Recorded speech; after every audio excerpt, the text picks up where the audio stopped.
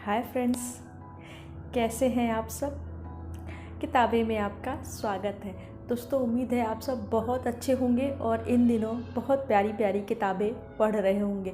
तो चलिए आज आपको मैं एक बहुत ही प्यारे से उपन्यास के बारे में बताती हूँ।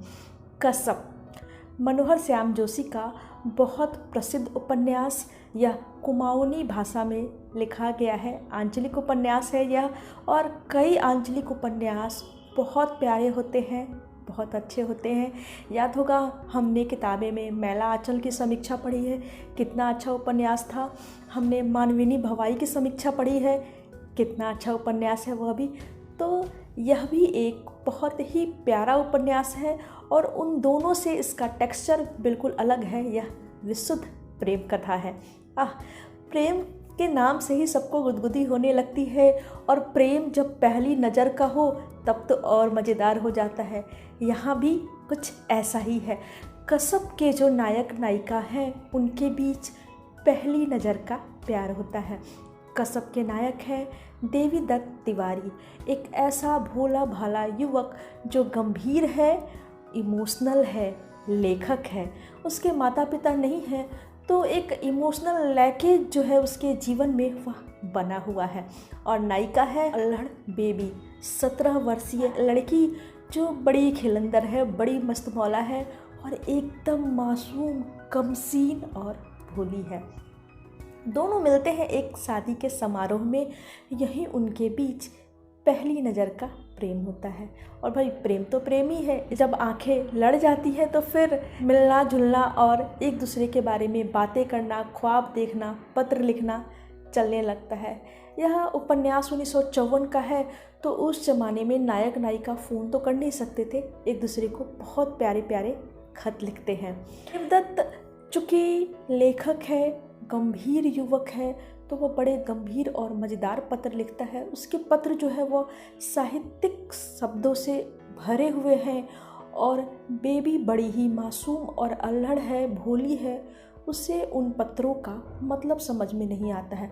बेबी 17 वर्ष की हो चुकी है, लेकिन यहाँ मनोहर श्याम जोशी हमें बताते हैं कि वह एक ऐसी नायिका है जो अभी प्रेम करने के लिए, प्रेम को समझने के लिए तैयार नहीं है। लेकिन उसे प्रेम तो हो गया है, और उससे भी अधिक यह प्रेम देवीदत्त को हुआ था।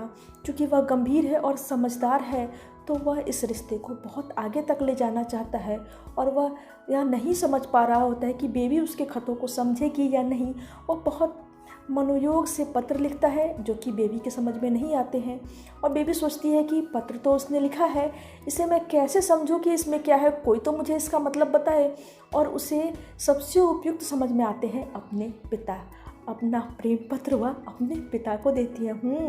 और सबसे मज़ेदार तो यह है कि पापा गुस्सा भी नहीं होते हैं, बाकायदा अपनी पुत्री के प्रेम को समझते हैं। और वह यह सोचने लगते हैं कि कौन है वह लड़का जिसकी भाषा इतनी अच्छी है, जिसने इतने अच्छे शब्दों में प्रेम पत्र लिखा है।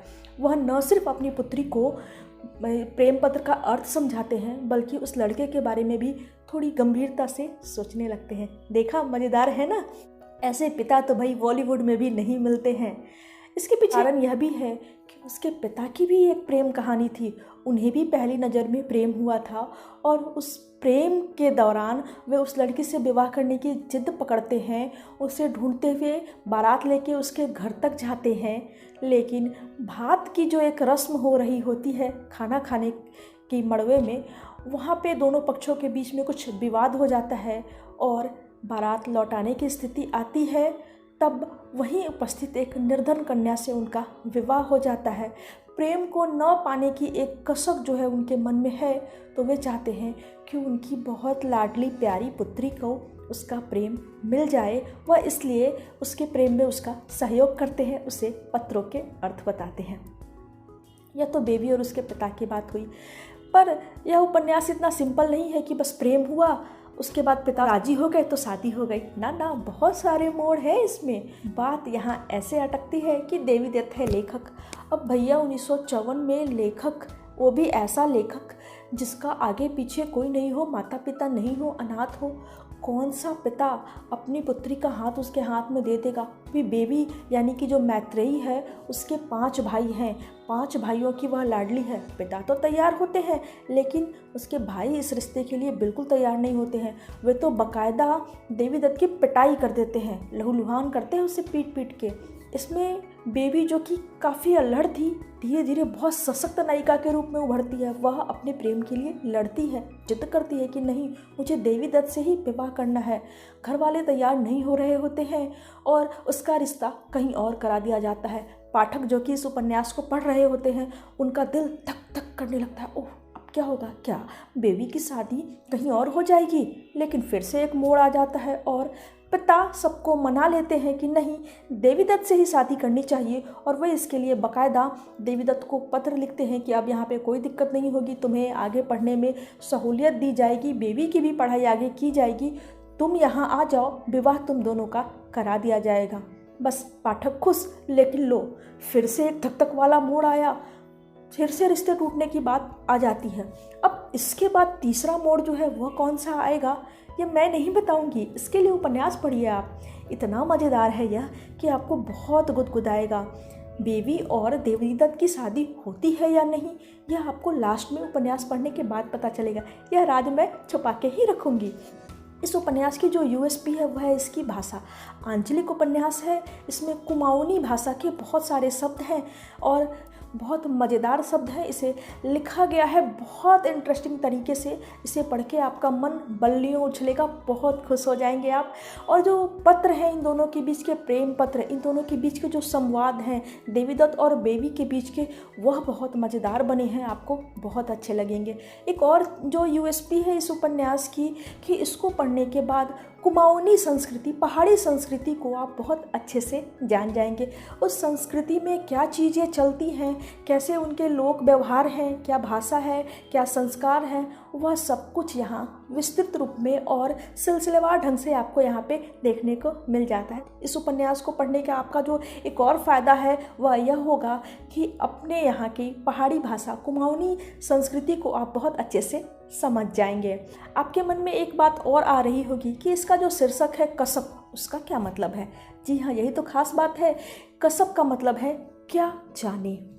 जब पता ही नहीं है कि क्या जाने क्या हुआ, इसलिए तो मैं कह रही हूँ कि भैया क्या जाने कि इसके अंत में क्या हुआ, यह तो आपको उपन्यास पढ़ के ही पता करना है। तो उपन्यास को आप पढ़िए और जानिए कि इसमें अंत में क्या हुआ था। क्या बेबी और देवी दत्त मिले या फिर कोई फिर से ट्विस्ट आया, वे नहीं मिल पाए। इस उपन्यास की प्रसिद्धि बहुत अधिक रही है। अगर हिंदी के प्रसिद्ध प्रेम उपन्यासों की बात करते हैं जब, तो उसमें कसब का नाम ज़रूर आ जाता है। कसब है ही इतनी अच्छी, मैं कह रही हूँ कि अगर आप प्रेम में हैं तो इस उपन्यास को पढ़िए, आपका आनंद, आपका मज़ा दुगना हो जाएगा। अगर प्रेम में किसी ने आपका दिल तोड़ दिया है तो भी आप इस उपन्यास को पढ़िए, आपका जो मन है वह संभलेगा और फिर से जीवन जीने के लिए जो एक दिशा की ज़रूरत उस समय आपको होगी वह इस उपन्यास को पढ़ के मिल जाएगी। तो भैया अगर आप प्रेम में हैं तो इस उपन्यास को पढ़िए, प्रेम में दिल टूट गया है तो भी इस उपन्यास को पढ़िए। कुछ नया, कुछ अच्छा और एक चटपटी मज़ेदार प्रेम कहानी जाननी है तो भी इस उपन्यास को पढ़िए। मतलब हर तरीके से यह उपन्यास पढ़ने लायक है, गुदगुदाने लायक है, गुनने लायक है। तो आप इस उपन्यास को ज़रूर पढ़िए और पढ़ने के बाद मुझे बताइए कि यह आपको कैसी लगी। मिलती हूँ मैं अगली वीडियो में। Bye bye.